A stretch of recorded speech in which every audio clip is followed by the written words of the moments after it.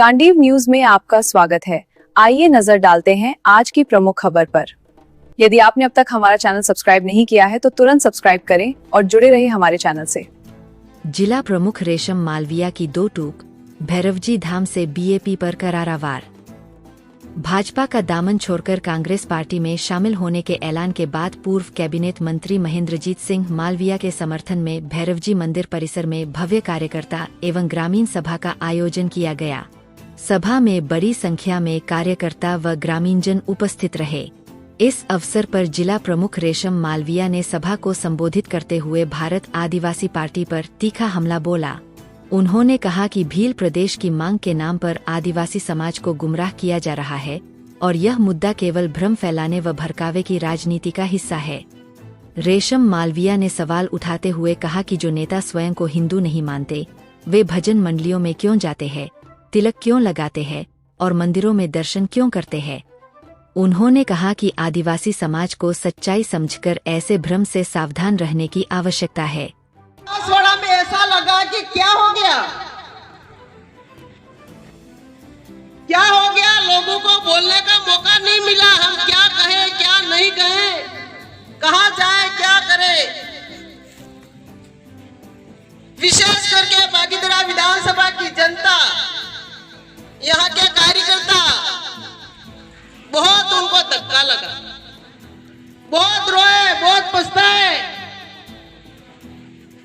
आधी आधी रात को कार्यकर्ता रोते थे कि हम कहां जाएंगे, मालविया जी तो चले गए पर हमको छोड़ के चलेंगे, हम कहां जाएंगे, हमारा कौन रणी दणी, हमारा काम कौन करेगा।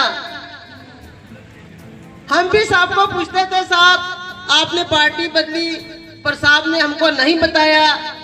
जब वापस हम कांग्रेस में वापसी की घोषणा करी, इसके बाद में 24 घंटे भी नहीं हुए और वहां की सरकार हमारे परिवार के ऊपर, मालविया जी के ऊपर सीबीआई भेज देती है। तब हमको पता चला कि उनके ऊपर कितना दबाव डाला गया। अभी 8 दिन से जैसे ही उनको पता चला, मालविया जी ने घोषणा करी, हमारे रिश्तेदारों को बहुत परेशान किया गया कि मालविया जी को वापस लाओ। हमको बहुत परेशान किया गया, रोज फोन आते थे। मालविया जी को भी बहुत दबाव डाला गया, बहुत दबाव डाला। अभी आज पेपर में आपने पढ़ा होगा, जब घोषणा करके आए तो उनको रास्ते में घेर लिया गया। हमको नहीं बताया मालविया जी ने, हमने तो पेपर में पढ़ा। पहले भी उनको दबाव में ले गए, वो भी हमको नहीं बताया। वापस अभी उनको रास्ते में घेरा, वो भी हमको नहीं बताया। जब यहाँ पे जांच टीमें आती है तब हमको पता चलता है। प्रदेश अध्यक्ष जी डोटासरा जी ने इसमें दिया है, तब हमको पता चला कि उनको कितना परेशान किया जाए। अभी भी परेशान कर रहे। जब हम कांग्रेस में थे, गाड़ियां लगाते, 2 गाड़ियां तो 10 गाड़ियों के लिए कार्यकर्ता तैयार होते। पार्टी बदलने के बाद में हम वहां गाड़ियां लगाते, 2 तो 1 गाड़ी भी नहीं भरती। लोग कहते हैं कि हम पार्टी के साथ में नहीं है, हम मालविया जी के साथ में। मालविया जी हमारी पार्टी है।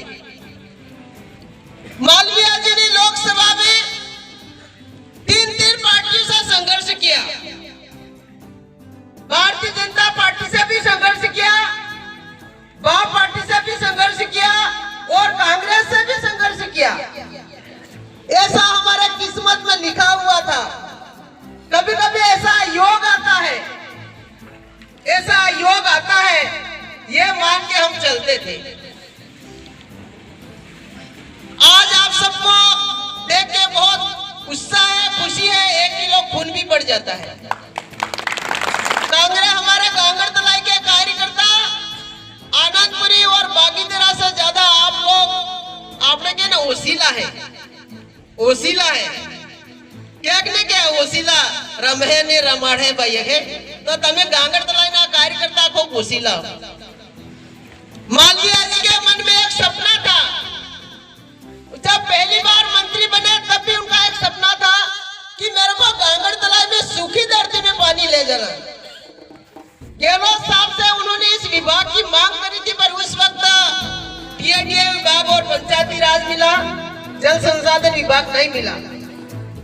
वापस सरकार में मंत्री बने, उनको 2 साल का अवसर अभी हमारे यहाँ कार्यकर्ता भाई कह रहे थे कि काम राज बदलने के बाद वो हर एक सरकार 6 महीने पहले काम होते हैं वो बंद कर देती। तो मालवीय जी ने कहा कि मैं 42,000 से जीता हूँ, पर मेरा एक सपना है गांगर तलाई और कुशलगढ़ में सूखी धरती में पानी ले जाना है। आज अभी हीरा भाई ने कहा एक मेंबर भी अभी इस्तीफा देना पड़े तो वो मेंबर भी इस्तीफा नहीं देता है। आज 42,000 से व्यक्ति इस्तीफा देता है तो पता नहीं उन्होंने दिल के ऊपर पत्थर रख के जो हो जाएगा देखा जाएगा, पर मेरे को गांगर तलाई और कुशलगढ़ में सूखी धरती में पानी ले जाना, इसलिए मुझे इस पार्टी में जाना पड़ेगा। नहीं तो मेरे सब जितने भी मैंने काम मंजूर किए कांग्रेस सरकार में वो सब काम बंद हो जाएंगे। आप सबने मेहनत करी पर जनता नहीं मानी। अब माही का काम करीब करीब पूरा होने गया और विधानसभा चुनाव के पहले गांगर तलाई और कुशलगढ़ में सूखी धरती में पानी मिलेगा। मैं ज्यादा कोई बात नहीं कहूंगी। कांग्रेस पार्टी देश आजाद करने वाली पार्टी है। हमारे कांग्रेस पार्टी में देश की पूर्व प्रधानमंत्री रही स्वर्गीय इंदिरा गांधी भी शहीद हो गई, राजीव गांधी भी शहीद हो गए। वो देश की आजादी के लिए बड़े बड़े नेता शहीद हो गए। और परिवार में अगर 2-2 मौतें हो जाती इसके बाद में भी राजनीति में परिवार आता है तो उनकी हिम्मत कैसी होगी, कैसी हिम्मत होगी।